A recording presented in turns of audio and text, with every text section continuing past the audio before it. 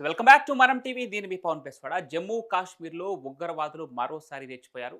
అనంతనాగ్ జిల్లా పహల్గామ్లో హిందూ టూరిస్టులే టార్గెట్గా కాల్పులు జరిపారు ఉగ్రవాదులు. అయితే ఈ ఘటనలో దాదాపు ఇప్పటికే 29 మంది 28 మంది చనిపోయినట్లు వార్తలు వస్తున్నాయి. ఎంతో అధికారికంగా ప్రకటిస్తూనే ఉన్నారు అక్కడ ఆఫీసర్లు.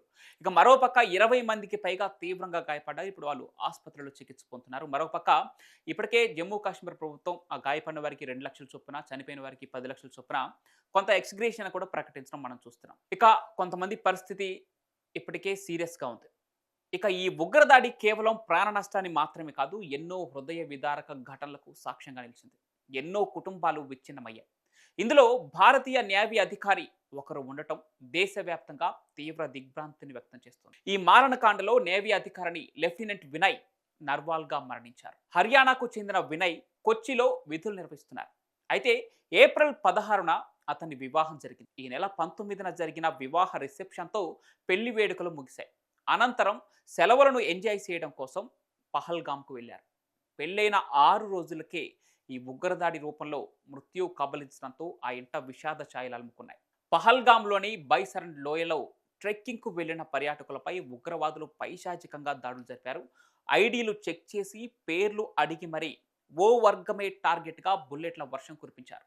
మరోవైపు కర్ణాటకలోని షిమోగాకు చెందిన మంజునాథ్, పల్లవి తమ కుమారుడు అభిజయ్తో కలిసి కశ్మీర్ పర్యటనలో భాగంగా పహల్గామ్ సందర్శనకు వెళ్లారు.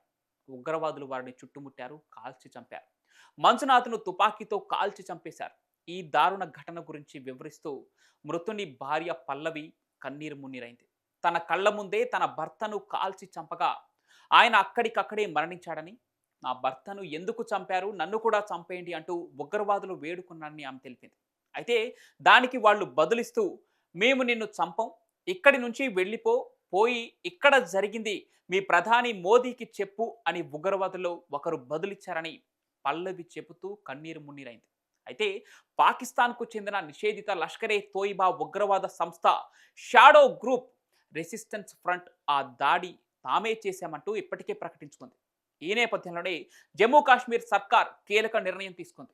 ఉగ్రదాడిలో మృతి చెందిన కుటుంబాలకు ఇందాక మనం చెప్పినట్టుగా రాష్ట్ర ప్రభుత్వం తరపున 10 లక్షలు ఎక్స్‌గ్రేషియా ఇవ్వనున్నట్లు ప్రకటించింది. అదేవిధంగా గాయపడిన వారికి ఇందాక మనం మాట్లాడుకున్నట్టుగా 2 లక్షలు, స్వల్పంగా గాయాలైన వారికి ₹1,00,000 చొప్పున ఎక్స్‌గ్రేషన్ అయితే ఇప్పటికే ప్రకటించింది. ఇక ఈరోజు ఉదయం కేంద్ర హోంమంత్రి అమిత్ షా ఇప్పటికే శ్రీనగర్‌కు వెళ్లారు. ఆ పహల్గామ్ ఏరియా మొత్తం పరిశీలించడం జరిగింది. దాడిలో ప్రాణాలు కోల్పోయిన వారి మృతదేహాల వద్ద పుష్పగుచ్చాలు ఉంచారు.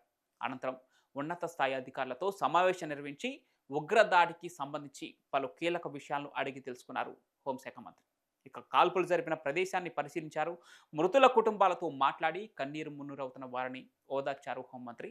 ఈ చర్యలకు ఒడిగట్టిన ఎవరిని వదిలిపెట్టమంటూ వారికి భరోసా కల్పించారు. ఇప్పటికే దేశవ్యాప్తంగా వి వాంట్ రివెంజ్ అని చెప్పి పెద్ద ఎత్తున ట్రెండ్ అవుతున్న నేపథ్యంలో కేంద్ర ప్రభుత్వం ఎలాంటి చర్యలు దిగుతుందో చూడాలి.